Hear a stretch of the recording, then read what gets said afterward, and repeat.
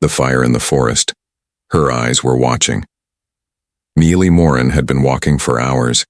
His boots were soaked, his coat was torn, and the alien trees around him pulsed with a strange red glow.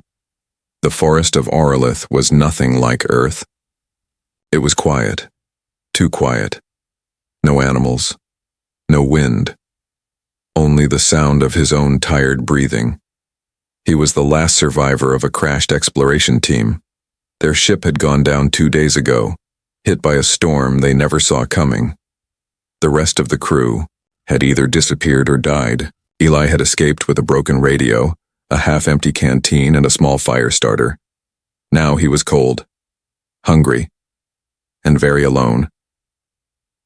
He found a small clearing between two massive glowing trees. The roots twisted like bones, and the ground was soft and warm. A strange mist floated low to the ground, curling around his boots like it was alive. "I just need to rest," he whispered. He gathered dry sticks and used his fire starter. Sparks flew, then a small flame, then a crackling fire. The warmth touched his skin, and for the first time in hours, Eli breathed easier. But that feeling didn't last. From the edge of the forest, just beyond the firelight, he felt eyes watching him. Not animal eyes, not wild or afraid. Calm, focused, intelligent. He turned quickly. At first he saw nothing, just trees and shadows. Then she stepped into the light, tall, elegant, pale skin with a silver shine, black hair that floated behind her like smoke, and her eyes, deep red, glowing softly, not with anger, but with hunger. She wore no armor, only a long black cloak that moved like it was part of the forest itself.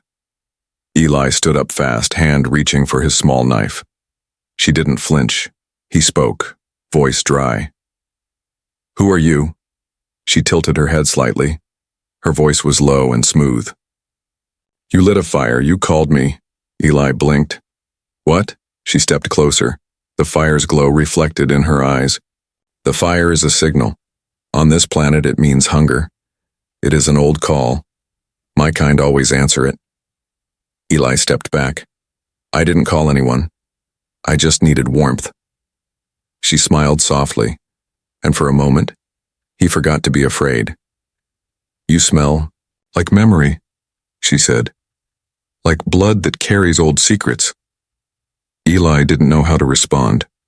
She was beautiful and terrifying.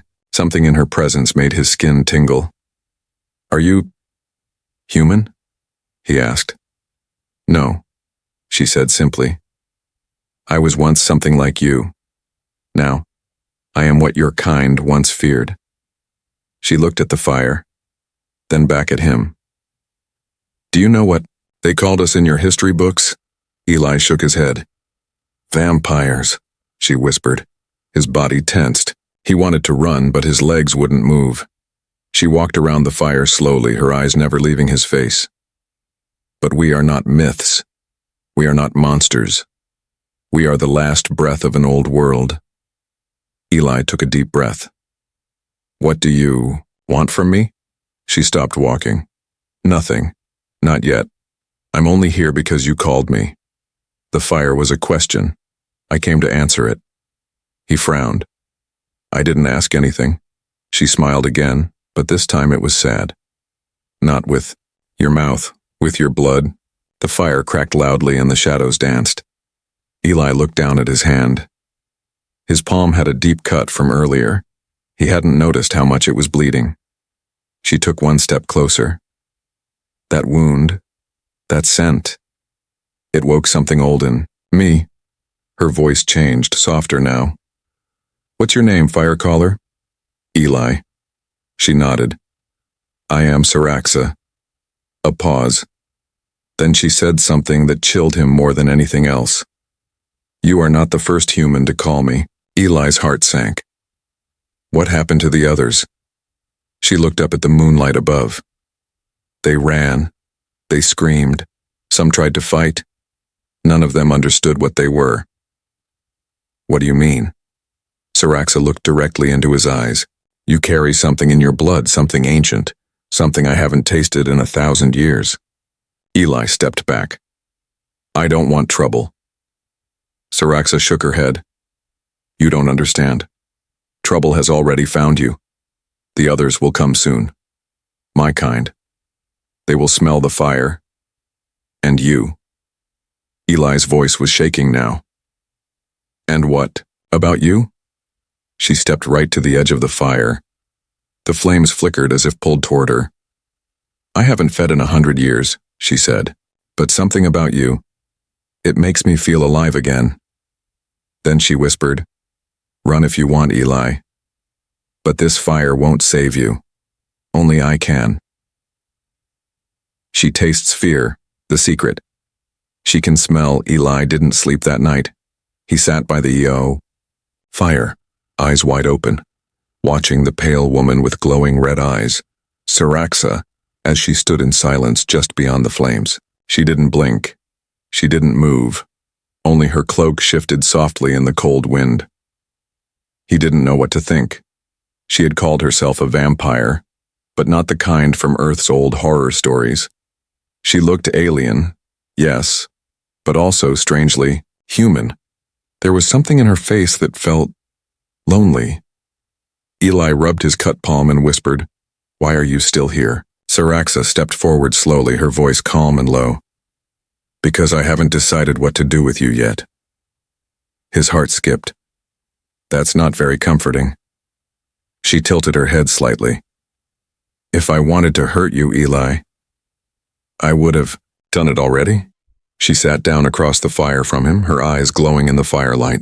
Do you know why the fire called me? Eli shook his head. Because your blood is not ordinary, she said. It carries a scent I haven't smelled since before my world fell. You smell like fear, yes, but also like memory, like history, like something old is trying to wake up inside you. Eli frowned. That doesn't make sense. I'm just a technician. I fix things, that's it. Saraxa's eyes narrowed. You don't even know what you carry, do you? Carry? He asked. What do you mean? She reached into her cloak and pulled out a small dark stone. It shimmered faintly. This is a memory stone. We use it to store feelings, thoughts, pain. I can use it to read your blood, if you let me. Eli stared at the stone. Why would I let you do that? Because the others will come soon, the ones like me, but not like me. They will smell you. They will hunt you. If I can understand what you are before they arrive, I might be able to protect you. He didn't trust her. Not fully. But something in her voice didn't sound like a trick. It sounded like truth. Fine, he said. What do you need? Just your hand, she said softly. Eli hesitated, then reached out his cut hand.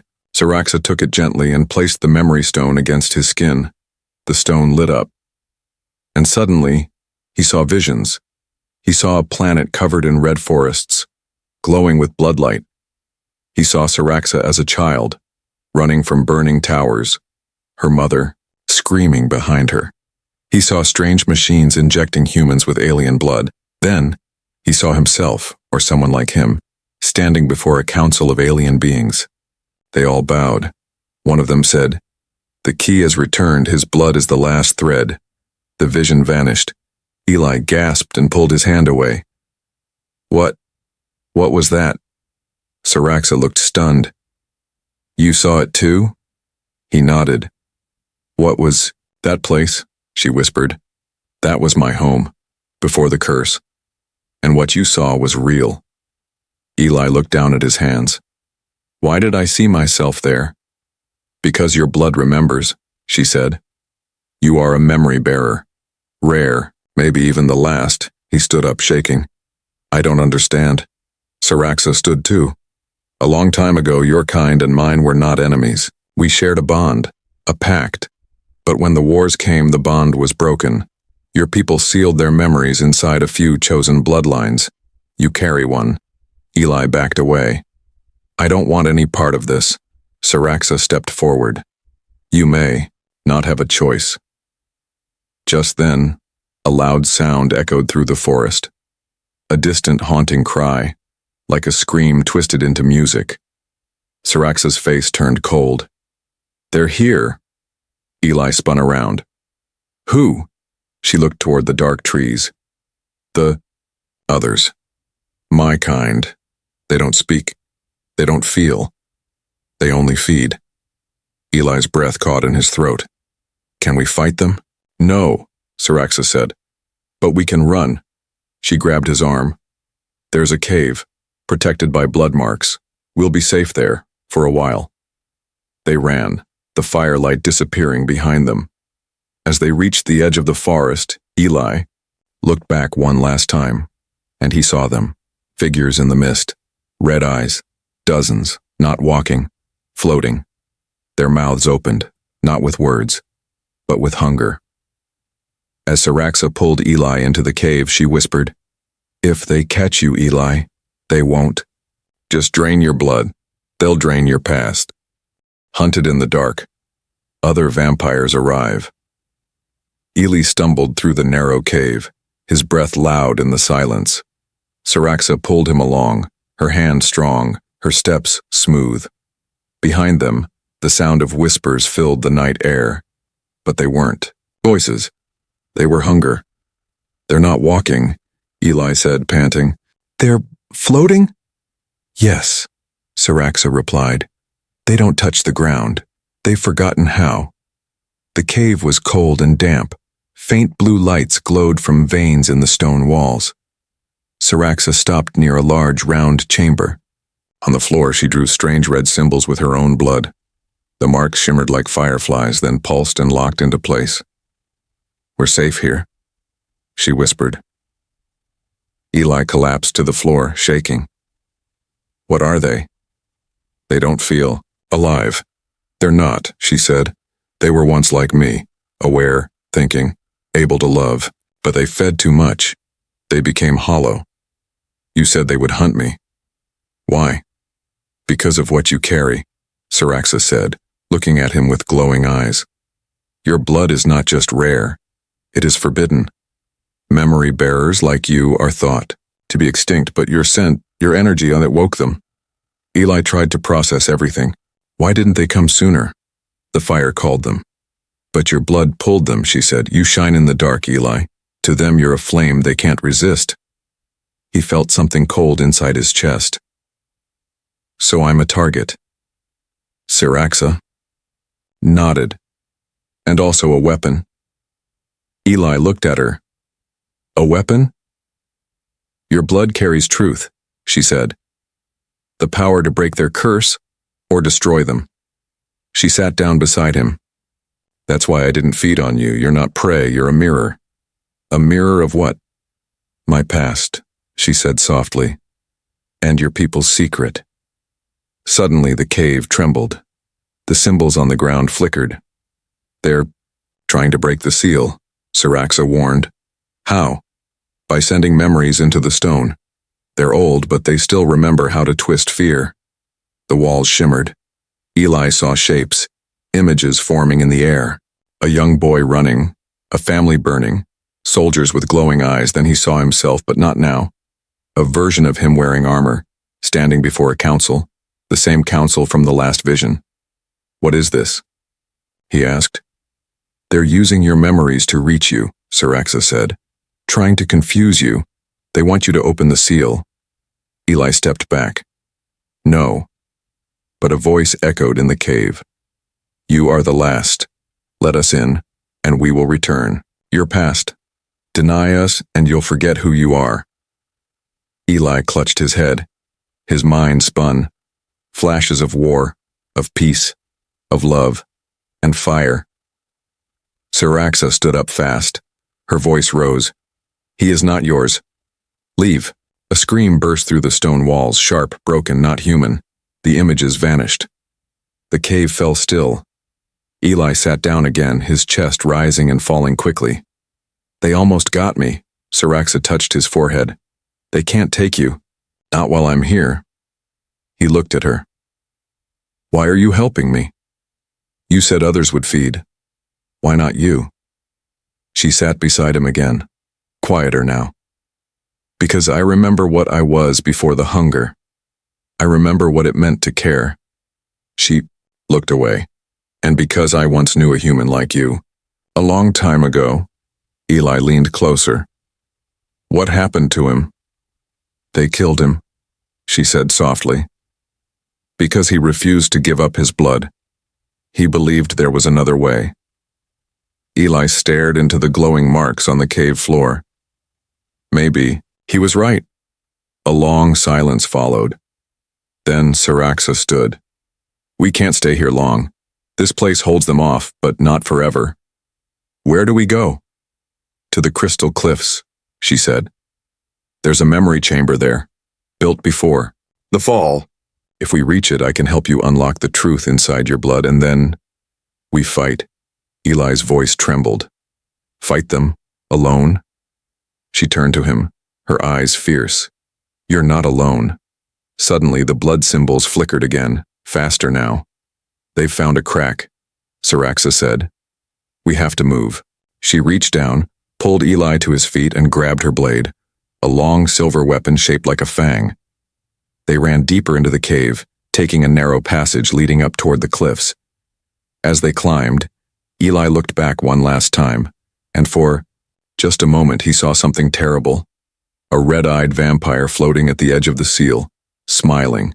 Its mouth opened, and it whispered, You cannot run from your blood, Eli. It belongs to us. Eli turned to Saraxa, his voice shaking. If my blood really holds the key, and what happens when it unlocks? The bite of memory. His blood unlocks the past. The path through the cave grew narrower as Eli and Saraxa moved upward.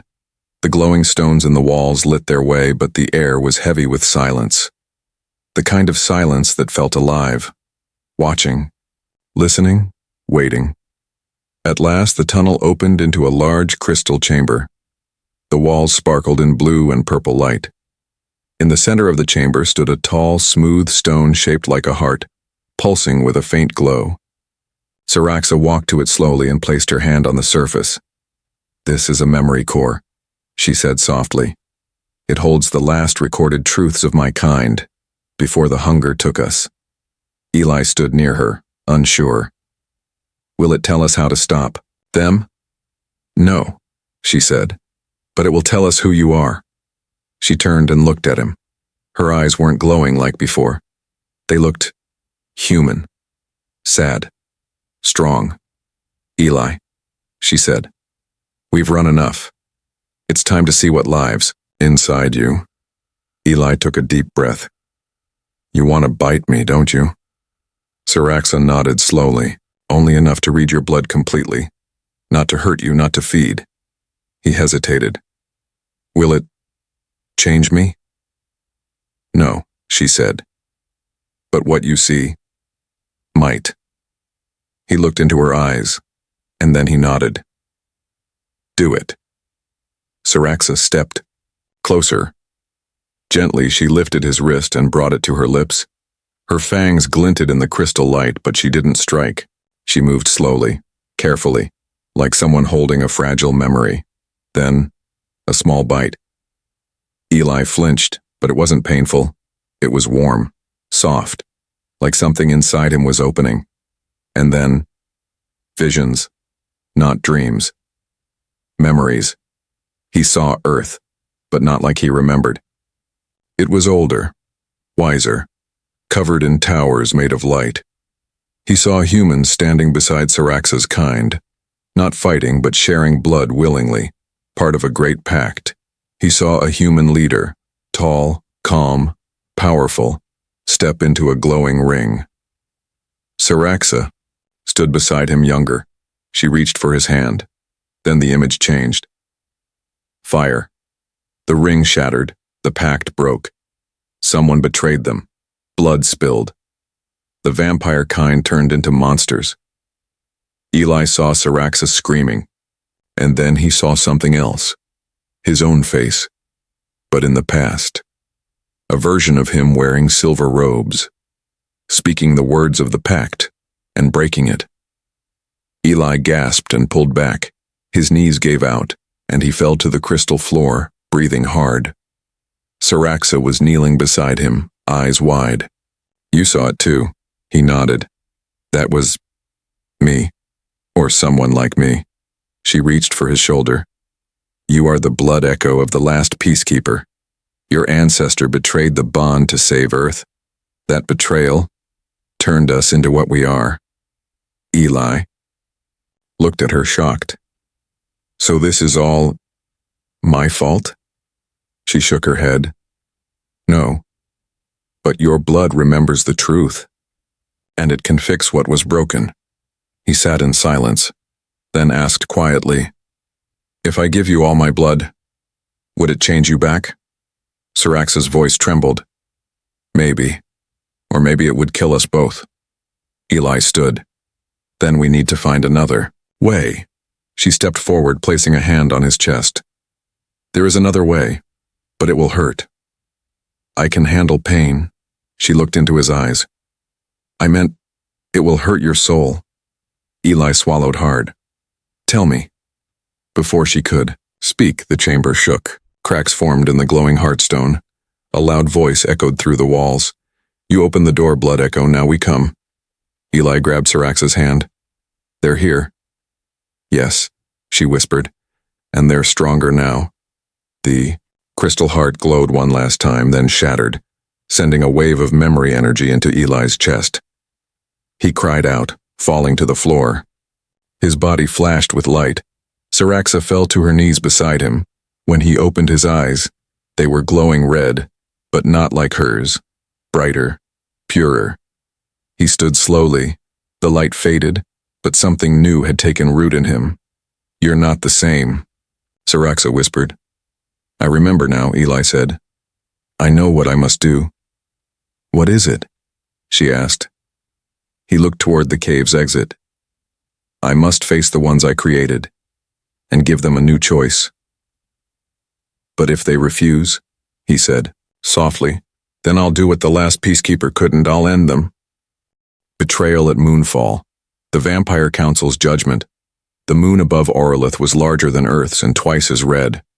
It hovered like a burning eye as Eli and Syraxa stood at the edge of the high cliffs. Below them stretched a forgotten valley covered in black stone and dust. In the center stood a broken temple, the Hall of Moonfall, where the ancient Vampire Council once ruled. Syraxa's voice was calm, but her hands were trembling. This is where they first cursed us, and this is where they must be faced. Eli looked down the winding path. You said they weren't all like the creatures in the woods. They weren't, she said. Some of them still think, still remember what it meant to feel. But even those ones fear you. Because of what I am? She nodded. Because of what your blood can do. They descended into the valley. Dust rose with each step. Strange carvings lined the walls of the broken pillars, images of humans and vampires standing side by side, and then breaking apart in war. As they reached the temple, Syraxa paused. One last thing. Eli turned to her. There is someone inside I must warn you about. My sister. Eli raised an eyebrow. You have a sister? Syraxa's voice was heavy now. Her name is Malith. She once believed in peace, but she gave up after the bond broke. Now she leads those who feed without reason. Eli's chest tightened. And she knows I'm coming? She's been waiting. The temple door creaked open. It was dark, inside, lit only by the soft blue glow of memory crystals embedded in the walls. The council chamber was wide and round, its roof open to the sky. 5 dark thrones stood in a half circle. On one of them sat Malith. She looked like Syraxa, tall, silver-skinned, red-eyed, but colder. Her hair was darker, her eyes sharper. So, Malith said, her voice echoing. You brought him here. The boy with the blood of betrayal. Syraxa stepped forward. He is more than that. He carries the past, and the key to ending this. Malith laughed. You still dream of salvation, little sister? Eli stepped beside Syraxa. This isn't a dream. I'm offering a chance to restore what was broken. Another figure stepped forward from the shadows, an old counselor with pale, cracked skin. You are the echo, he said, studying Eli. The last memory bearer. Your blood is sacred and dangerous. Eli nodded. I'm not here to rule or control. I want to end the curse. Malith stood slowly. And if we refuse your offer? Eli looked at her. Then I walk away, and you go back to feeding in the shadows. But know this, others will come. Stronger, braver, and you won't survive forever. Malith's lips curled. Or, I could drain you now, and take the power for myself. Saraxa stepped in front of Eli. You will not touch him. Malith stared at her sister. So it's true. You've bonded with him. I've seen his memories, Saraxa said. He is the one the prophecy spoke of. Malith raised her hand, and the council moved. 4 vampires rushed forward, surrounding Eli and Saraxa. Saraxa drew her blade. No more running, Eli. Eli's eyes glowed faint red. I'm ready. The fight was fast and fierce. Saraxa moved like wind, striking 2 of the council vampires before they reached Eli. He blocked another with a pulse of red energy from his palms, a power he still didn't fully understand. Malith stood back, watching. Then, with a flick of her wrist, she froze the room. The vampires stopped mid-strike. Only Saraxa and Eli could still move. She's using blood control, Saraxa gasped. She has part of the ancient key. Malith stepped down from her throne. You think this is about restoring honor? No, this is about survival. If the curse ends, we die. Eli looked her in the eye. You've already died. You just refused to admit it. She snarled and rushed at him. But Saraxa stepped between them and took the strike. Malith's claws slashed across Saraxa's side. Blood spilled. Saraxa dropped to her knees. No, Eli shouted. He knelt beside her. She looked up at him, smiling through pain. It's okay. You have to finish it. Malith stepped back, shocked by her sister's sacrifice. Why, Saraxa? Why him? Saraxa whispered. Because he didn't run. He stayed. He chose light. Eli stood. His blood glowed. He reached for Saraxa's hand, and as their fingers touched, a wave of energy surged through the temple. The frozen vampires fell to their knees. Even Malith stumbled, eyes wide with fear. Eli spoke, his voice echoing with power. This bond is not death, it is life, and I will show you what that means. A glowing mark appeared on Eli's chest, the crest of the first bond, and with it he stepped forward not as prey but as a judge of their future. The new blood. Eli awakens. Something they feared, the temple floor pulsed with light. Eli stood at the center, his eyes glowing a deep red. The mark on his chest, the crest of the first bond, shone like fire. Around him, ancient vampires knelt in silence, their eyes wide with fear. Even Malith, proud and powerful, took a step back. Saraxa lay beside him, bleeding but awake. She looked up at him and whispered, You've awakened it, the old blood. Eli's voice was steady, yet not entirely his own. I remember now. I remember the promise. He raised his hand, and the memory crystals in the walls began to glow. Visions danced across the chamber, of a time before hunger, before war. Humans and vampires standing together, sharing energy, creating peace. Malith growled, her voice cracking. This is a trick, a vision, you are not our savior. Eli turned to her, eyes calm. No, I'm not your savior.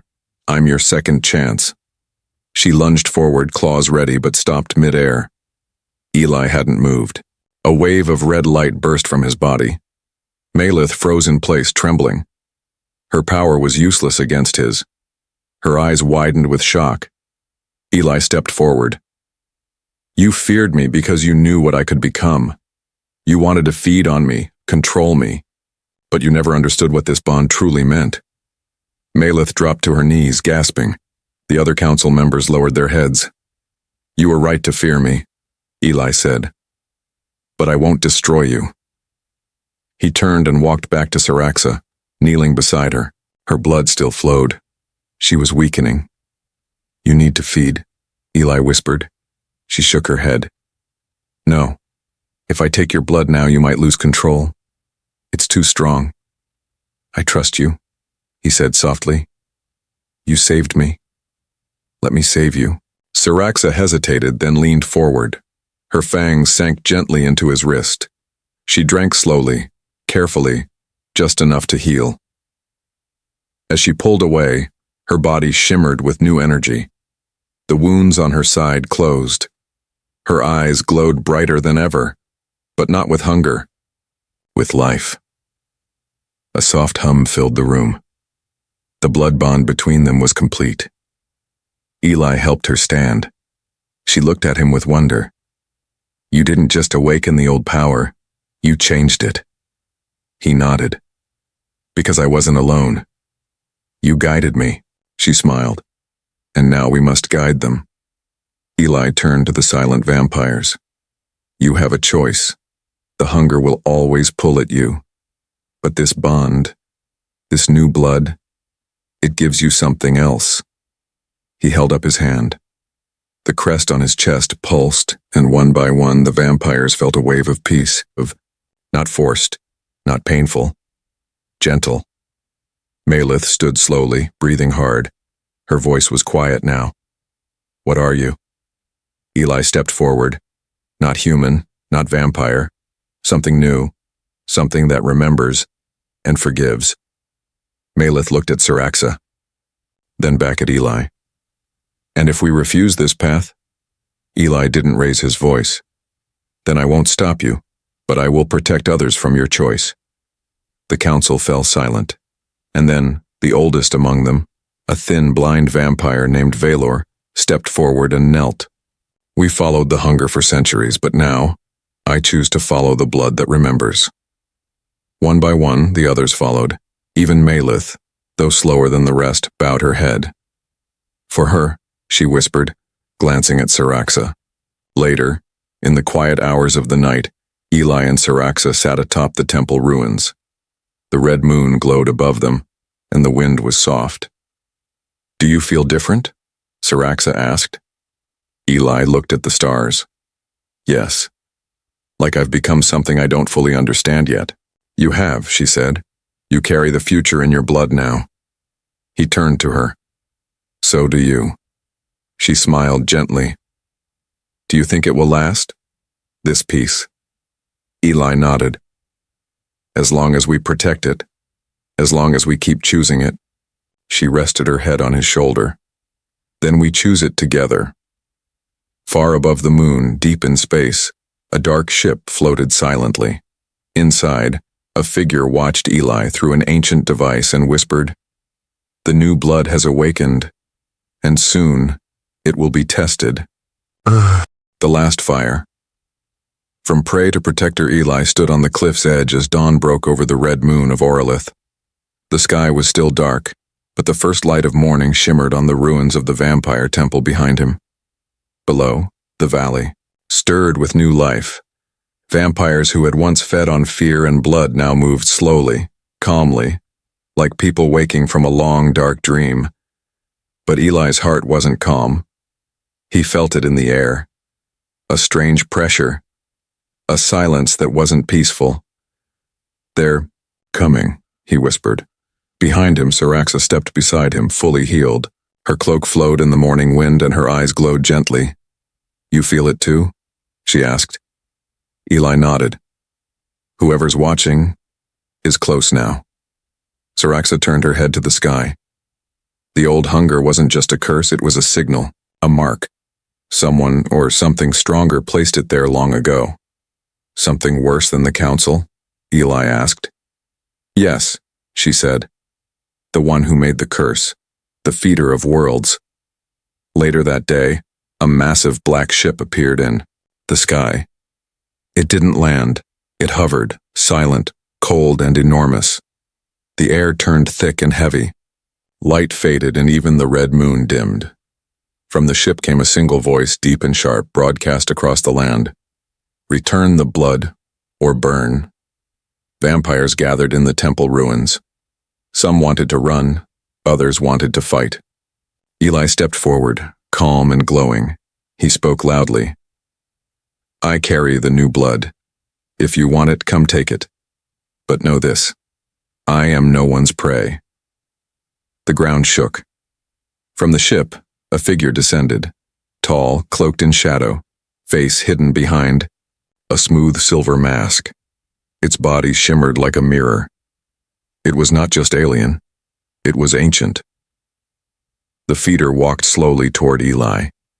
The others stepped back in fear. Only Siraxa remained beside him. The creature's voice was smooth and cruel.